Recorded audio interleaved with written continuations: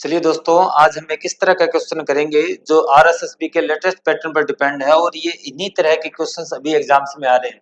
अगर आप इसको करना सीख लेते हैं तो निश्चित तौर पर आपकी सफलता को कोई नहीं रोक सकता। क्वेश्चन क्या है दोस्तों?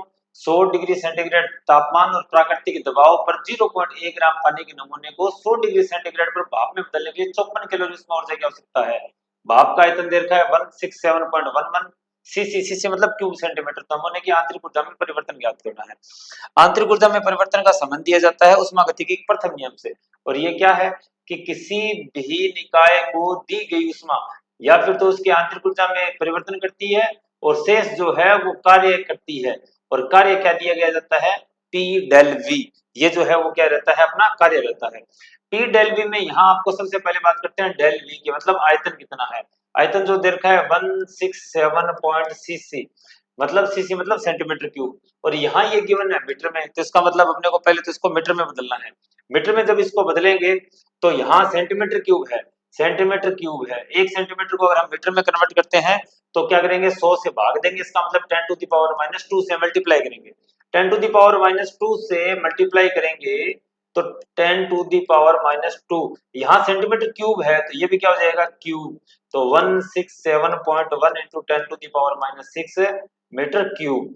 दूसरा यहाँ गिवन है डेल क्यू। डेल क्यू मतलब उष्मा में परिवर्तन। उष्मा दे रखी है आपको कैलोरी में, और कैलोरी को जूल में परिवर्तित करने के लिए 4.18 से गुणा करते हैं।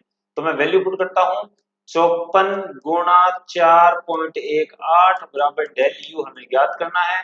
और पी की वैल्यू कितनी है? 1.013 इंटू 10⁻5 और मल्टीप्लाई है डेल बी। डेल बी क्या है दोस्तों? प्लस है यहाँ। डेल बी क्या है? डेल बी है 167.1 इंटू 10⁻⁻6। यहाँ 54 को 4.18 से गुणा करेंगे तो लगभग लगभग ही आएगा। 54 को 4 से गुणा करने पर और 18 को गुणा करने पर लगभग लगभग 225 वैल्यू आती है, इक्वल टू डेल यू। और प्लस में यहाँ 1.013 को 167 से मल्टीप्लाई करेंगे तो ये लगभग 1 के बराबर है, तो इसको इससे गुणा करने पर लगभग यही आ जाएगा। लेकिन यहाँ 10⁻5 है, यहाँ 10⁻6 है, तो 10⁻1 बच जाएगा और उससे गुणा करोगे क्या जाएगा? 16.7 आ जाएगा, यानी 10 से भाग। और डेल यू की वैल्यू आ जाएगी, इसको दूसरी तरफ जाके माइनस करोगे तो 208.3। देखते हैं ये वाली वैल्यू इसके ज्यादा करीब है, तो इसका उत्तर होगा सी। इस तरह के क्वेश्चन आपको सीखने बहुत ज्यादा जरूरी है, क्योंकि अभी आरएसएसबी के पैटर्न में यही आ रहे हैं। उम्मीद करता हूं कि आप ये इस प्रकार के प्रश्न कर लेंगे। चलिए दोस्तों, चैनल को सब्सक्राइब कीजिएगा, लाइक कीजिएगा। धन्यवाद।